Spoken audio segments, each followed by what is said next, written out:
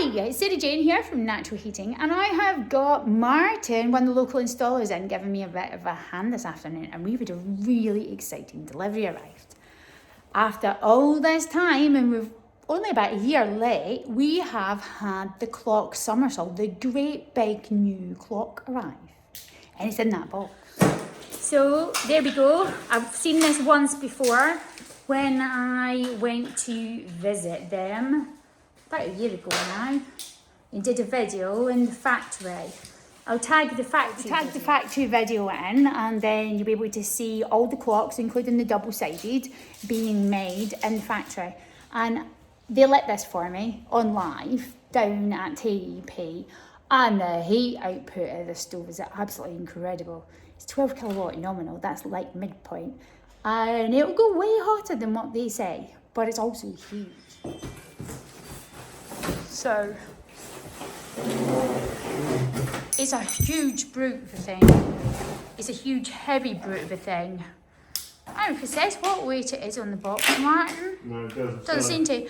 This has got to be round about, what, a couple hundred kilos probably. 160, 180, I reckon. It's certainly heavy. Very heavy. You're seeing it just arriving in to us as soon as this is our first one. So one of the first produced ones off the factory other than the prototype. And we'll be putting this on live and doing a test burn of it very shortly. And it really is a beast of a unit. So, it's big. She's a big one, this. It's the same door as the 8 kilowatt unit, but you can see it's a lot bigger with these tapered sides. Humongous firebox in there. Really big. But it's basically just another clock and bigger. Bigger. I've been down to my log stack. And whoops, she says chucking the logs away. I brought down 2 massive logs. Now these are 18.5 inches long because I just measured it. I think I've got one ash and one sycamore. Now, I am sure that my friend Vince will tell me which is which. I think that this is the ash, and I don't really like ash. I'll tell you why later. But anyway, I think this one is the ash. And I think this one is the sycamore. Slight difference in the bark and a bit of difference in the grain. I think this one is the ash, and I think this one's the sycamore. So you'll see that they burn very similar, but the grain in the wood is very different. Anyhow, that's what we've got. And these are both 18.5 inch approximately. My tape measure that is on a lanyard because I lose it loads of day was over there because I forgot where I put it. These logs, just for the record, that one is 18 inches, which is 460 mil. Oh, and this one is the same. Now, this firebox on this stove, I've just measured it, is 24 inches wide on the inside. The doorway is a bit narrower, and it's a great big firebox. This is one thing I shouldn't be doing because I'm using my left arm and it hurts. But, let me take the gloves off because I'm being a twit. Right. There you go. That's that 18-inch log in there. And just to show you the difference, I'm going to get a 10-inch birch, which is about 4-inch diameter. That's what I normally burn. So these ones are big ones. So I have just put in 2 logs that are about 5-inch by 4-inch or 100 mil by 125. And this is about 100 millimeter diameter, 4-inch diameter birch. Big size difference. This is what 2 18-inch long monster logs look like in there. And at the back of the firebox, one's in the narrower bit at the front, the other one's at the wider bit at the back, and there's loads of space in there still. You've got 600 millimeter wide by 290 millimeter deep wall space. Now, typically when you're burning logs, you don't want to burn them end on, because when you're burning them end on, the gases, as they're combusting, come out the end. So you probably end up with dirty glass. It's just not the general way to burn it. You want them left to right, not front to back. But just to make a point, 10-inch long kiln dry birch, laying flat. I've got 5 on there. If I turn one of these sideways to make some space, it doesn't want to sit when I'm doing it with one hand. I reckon we could probably get the 6 in there end on. That's a great one at the end. Let's just jiggle it about because I'm just being silly now. Once you get something in your head. There you go. 6 10-inch splits. And just so you can see in the small ones what I've got in front of me on the floor. 1, 2, 3, 4, 5, 6.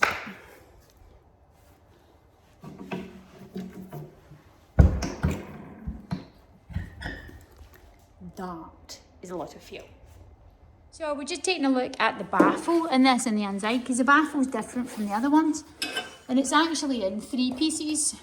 But it appears to be, Martin's just going to take this out for me. It appears to be, it's on like a metal protection strip top and back. Good, because these 3 pieces that slide in and out, and we don't need to worry about one big vermiculite piece breaking. So Martin's just going to have a go at this for me and pull it out, because I reckon it'll be a case of lifting the side panels out and the back panels out and then taking the baffle down. But it seems to be unit that's like out. You've got to take the grate out. Yeah, grate's got to come out. But at least it's a centre grate, Martin. Too hard. Right, okay. Right, at least these are 2-piece grates. 2-piece grates. Thank goodness for that, because they weigh a ton. They weigh a ton, they do. So it kind of, is it set on a wing? Yeah, it sits on a wing on Yeah. either side, so easy removable for the sweeps, which is good. Air injection ducts at the back underneath the grate. Comes out as well. Which is good, they all lift out quite simply. Yeah. So, to take it out, you put your finger underneath and basically slide these out. That's pedal easy, Yeah. no problem at all. Yeah. And now, these, or should, he says, You need to take them both out. yeah, probably. It's probably easier just to take them both out. Yeah. Put through that break, isn't it? Well, there'll be less weight in it when it's not Yeah. as heavy as what that other one was, because it's a great big brute of a unit. So there we go. There's your baffles, a retainer strip on either side in 3 parts that basically have a chamfered edge that knit together. So you can replace them as individual parts. Yeah. That is that 30 mil? Yes, 30 mil. That's 30 mil. That's 30 mil from thick vermiculite, not 25. Yeah. But they all come out in sections and just a retaining bar In the back. front and back. In the back. Which back only? Which sits on. There's not one on the front. Nope. It sits on that rebate there. So it does. And all the bricks are 30 in mil. Oh, sorry. Sorry, it's got a kind of chamfered plate, a secondary baffle at the top to funnel the air in through the outlet, which is always going to be protected anyway, but there's plenty clearance in front of the bricks for your hand when that goes in there. God, they're thick. Bloomin' heck. That's not 30s, they're if not 50. 50 mil. 50 mil thick back bricks. Yeah. This is one serious bit of kettling. Yep. This nose is a 50 brute. mil. This is an absolute brute of a thing, and it is built Like a tank. like an absolute tank. I mean, clocks are built pretty damn solid anyway, but this thing is an absolute. This thing is going to war. This is going to war. This is a brute with serious protection. You would need it with the amount of heat that this thing can kick out. Yeah, definitely. But typical of clock, is built to last. It really is solid. Solid beyond solid. The construction of this is Yeah. it means business. Yeah. All right, so we just brought it in the shop for size, and here we've got the Clock Somersal 12 next to the Blithfield 8. And that shows you the size difference. It makes the 8 look like a complete dwarf. It really is a big beast of a unit. Now this is a monster. So you're going to need somewhere like a big barn conversion, big open plan space, to heat this. So for the 12, you're going to want something like a great big open plan space in a barn conversion or a farmhouse or a building that's used open plan for a workshop or something like that. But it does exist. So you've got big high ceiling old house that takes a lot of heating, a lot of oil, a lot of wood, where you really need significant forward heat throw and a powerful unit, and reducing fueling costs. This will be amazing. It really will. We've been asking for a big unit for a long time. Now the door is the same size as what it is on an 8, but you can tell by that chamfered enlarged firebox that this is one serious main fire. That's your first view of it, and I'll look forward to doing a burn video on this one very soon. So there you go.